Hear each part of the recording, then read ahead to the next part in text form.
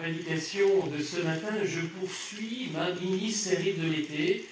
Je vais proposer en été une mini-série de quelques prédications. Alors, plusieurs parmi vous vont prendre le train en marche, peut-être, mais c'est pas grave. Il va y avoir un résumé des épisodes précédents, donc vous devriez pouvoir vous en sortir. C'est une trilogie de prédications, et c'est la troisième prédication qui est proposée ce matin. Trilogie de prédication autour d'une trilogie culte du cinéma, Star Wars. Nous en sommes au troisième épisode de cette trilogie dans la prédication que je vous propose ce matin. Alors, résumé des épisodes précédents, pour ceux qui ne seraient pas familiers de l'univers de Star Wars ou qui n'étaient pas là les deux précédents dimanches. Star Wars, c'est donc une série de films, il y a même des séries et autres aujourd'hui qui existent, mais c'est une série de films qui se déroule dans une galaxie, il y a bien longtemps, dans une galaxie lointaine, très lointaine, dans un empire galactique qui est totalitaire. Et on suit les aventures de héros de la résistance à cet empire, et en particulier un certain Luke Skywalker, qui est parvenu à la fin du premier film à détruire l'étoile de la mort, qui était l'arme ultime de l'Empire, et qui était l'origine d'un nouvel espoir pour la galaxie. Dans le deuxième film, on voit Luke poursuivre son initiation à la Force. La Force, c'est cette réalité mystérieuse qui unit d'une certaine façon tout l'univers, dans l'univers de Star Wars. Et il suit cette initiation par un maître Jedi, un certain Yoda. Et il va se retrouver ensuite dans un duel face à Dark Vador, le grand méchant de l'histoire. Et au cours de ce duel, d'ailleurs, il va y avoir une grande révélation pour Luke et pour le spectateur, à savoir que Dark Vador, en réalité, est le père de Luke. Alors, Luke va s'en sortir miraculeusement de ce duel, il va réussir à s'échapper, mais mal en point, et l'Alliance rebelle dans son ensemble n'a jamais semblé autant en péril qu'à la fin de l'Empire contre-attaque. C'est là où nous en étions restés la semaine dernière. 1 an après les événements de l'Empire contre-attaque, se déroulent les événements du retour du Jedi. Il y a une nouvelle étoile de la mort qui est en train d'être construite, plus grande, plus redoutable encore que la précédente. Et l'empereur lui-même va se rendre sur cette étoile pour l'inspection des travaux. Enfin, ça, c'est le discours officiel, parce qu'en réalité, c'est un piège qui est tendu à l'Alliance rebelle pour essayer de la détruire définitivement. Les rebelles vont trouver sur la planète où ils se trouvent une aide inattendue auprès des Ewoks, un peuple autochtone d'apparence inoffensive, mais qui vont leur être d'un grand secours. Luke, quant à lui, garde l'espoir de pouvoir sauver son père. Son père qui est du côté obscur de la Force.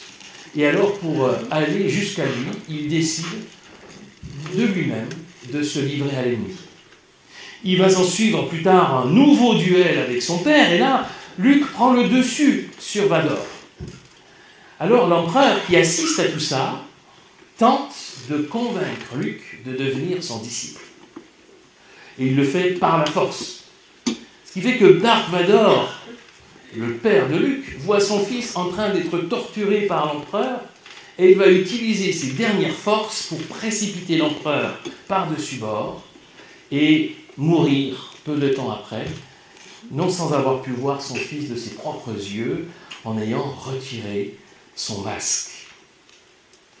L'étoile de la mort, à ce moment-là, n'est plus protégée par son champ de force, son champ d'énergie. L'Alliance rebelle lance ses forces armées qui vont détruire la station spatiale et mettre en fuite la flotte impériale. Tout est bien qui finit bien. Et dans le dernier plan du film, on voit l'esprit d'Anakin Skywalker, qui est devenu plus tard Dark Vador, son esprit apparaître aux côtés de ceux de Yoda et d'Obi-Wan. Il est revenu in extremis du côté lumineux de la Force. Après avoir parlé d'espoir avec le premier film, et parlé de tentation avec le deuxième film, avec ce troisième épisode, nous allons pouvoir parler de salut et de rédemption. Parce que c'est une thématique qui est au centre de l'histoire que je vous ai résumée avec le retour du Jedi. C'est une des thématiques centrales autour du personnage de Dark Vador. Comment Dark Vador redevient Anakin Skywalker? Comment est-ce qu'il parvient à revenir du côté lumineux de la Force?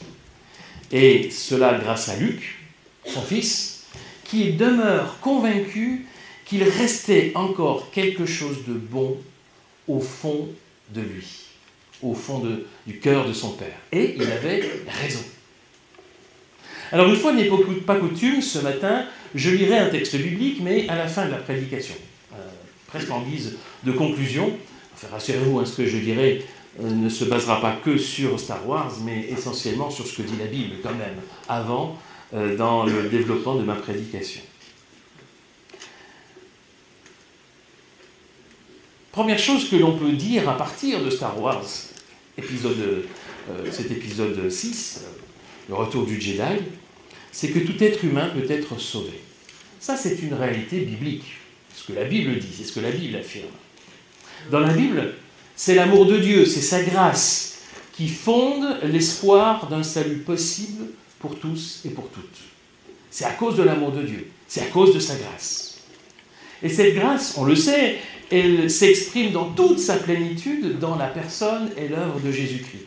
C'est là que rayonne dans tout son éclat la grâce de Dieu.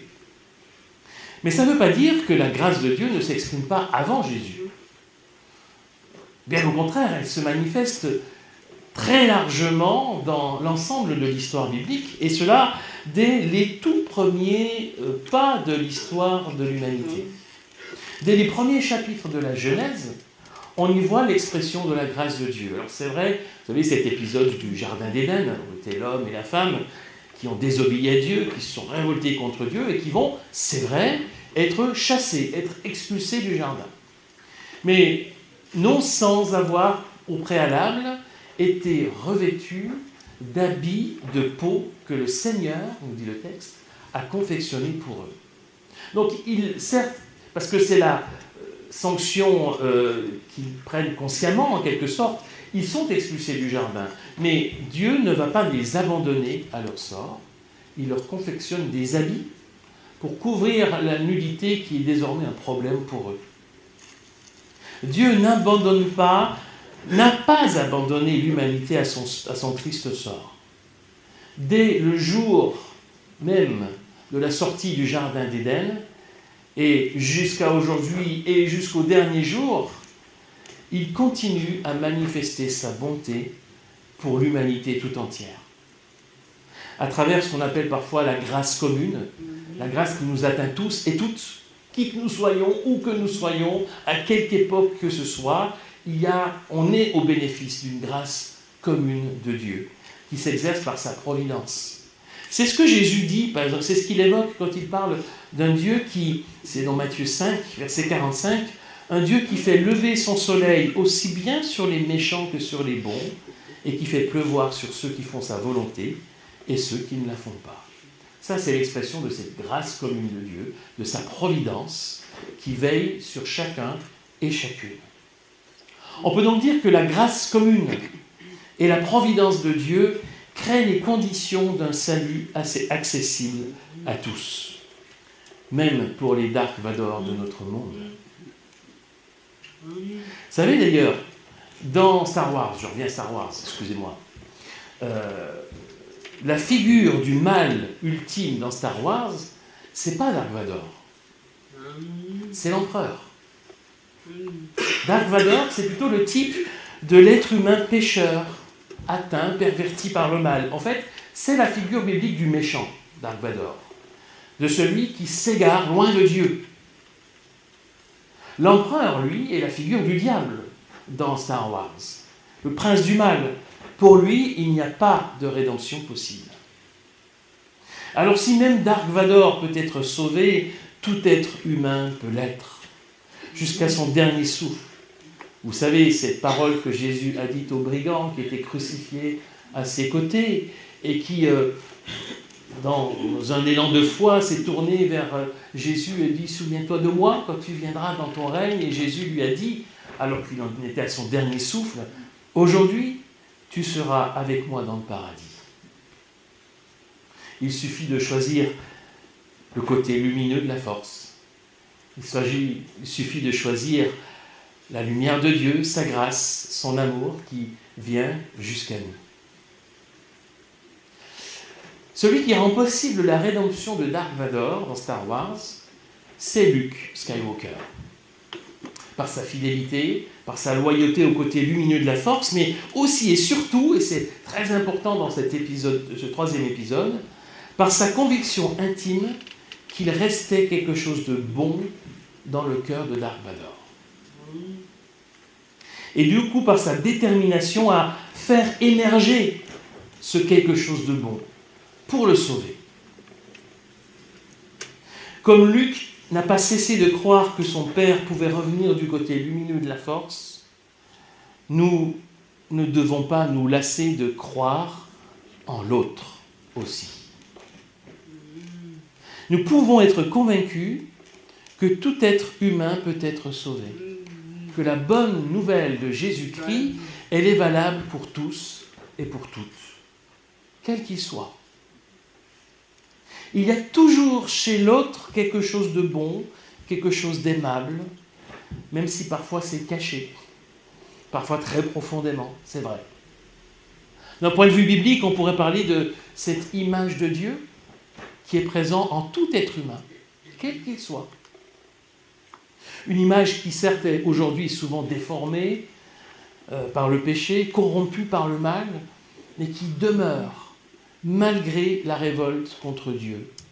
Tout être humain est digne de respect parce qu'il est créé en image de Dieu. C'est vrai que parfois il faut beaucoup de foi pour le croire, que l'image de Dieu demeure chez certains, chez certaines, c'est vrai. Luc a cru qu'il restait ce quelque chose de bon chez son père qui était Dark Vador. Comment voyons-nous ceux qui nous entourent et ceux que peut-être nous assimilons à des Dark Vador aujourd'hui? Le chrétien que nous sommes est appelé à croire en Dieu, bien sûr, mais aussi à ne pas se lasser de croire en l'autre. Aimer Dieu et aimer son prochain, en quelque sorte. D'ailleurs, dans le Sermon sur la montagne, Jésus ne nous invite-t-il pas à aimer même nos ennemis et à prier même pour nos persécuteurs? Alors, ce n'est pas par masochisme, ce n'est pas par naïveté non plus, c'est parce que leur haine n'est pas ce qui les définit. Nous croyons que nos ennemis mêmes et nos persécuteurs mêmes demeurent des créatures faites à l'image de Dieu et que la grâce de Dieu peut toujours les atteindre, peut toujours les transformer, peut toujours faire émerger en eux ce côté lumineux qui est parfois presque éteint. Ne nous lassons pas de croire en l'autre, parce que nous continuons de croire que Dieu poursuivra son œuvre en chacun, en chacune, et que rien ne lui est impossible. Alors maintenant, j'en viens à un texte biblique. D'ailleurs, un texte auquel j'ai déjà fait référence, que j'ai déjà cité à 2 reprises. Vous n'en avez peut-être même pas rendu compte. Donc vous verrez que ce texte, si je le lis maintenant, il va faire écho à ce que j'ai dit jusqu'ici. C'est un extrait du Sermon sur la montagne, ce rassemblement de discours de Jésus qu'on trouve dans l'évangile de Matthieu. Et c'est Matthieu 5, les versets 43 à 48. En jaune, c'est les 2 versets que j'ai déjà cités jusqu'ici dans la prédication. Mais on va lire l'ensemble de ce passage pour le voir dans son contexte. Jésus dit, « Vous avez entendu qu'il a été dit, tu aimeras ton prochain et tu haïras ton ennemi. Eh bien moi, je vous dis, aimez vos ennemis et priez pour ceux qui vous persécutent. Ainsi vous deviendrez les enfants de votre Père qui est dans les cieux, car il fait lever son soleil aussi bien sur les méchants que sur les bons, et il fait pleuvoir sur ceux qui font sa volonté et ceux qui ne la font pas. En effet, si vous aimez ceux qui vous aiment, quelle récompense méritez-vous? Les collecteurs d'impôts n'en font-ils pas autant? Et si vous ne saluez que vos proches, que faites-vous d'extraordinaire? Même les païens en font autant. Vous donc, vous serez parfaits, tout comme votre Père qui est au ciel est parfait. Bon, je ne voulais pas lire au début parce que ça vous aurait fait peur, peut-être. Parce que c'est vrai que Jésus, ici, comme c'est souvent le cas dans le Sermon sur la montagne, met la barre très haute. Hein. Mais pour Jésus, l'amour pour le prochain est aussi important que l'amour pour Dieu. Hein, c'est la réponse, la fameuse réponse que Jésus a faite quand un scribe lui a demandé « Mais c'est quoi le plus important des commandements ?» Et Jésus dit « Il y en a deux. Tu aimeras le Seigneur ton Dieu de toute ton âme, de tout ton cœur, de toute ta force, de toute ta volonté, et tu aimeras ton prochain comme toi-même. » Les deux sont inséparables. Il n'y en a pas un qui serait plus important que l'autre. Et donc, il s'agit d'agir quand on est enfant de Dieu à l'image de ce que Jésus lui-même a vécu, de ce que Jésus lui-même a enseigné, à savoir cet amour total pour Dieu et cet amour total pour le prochain.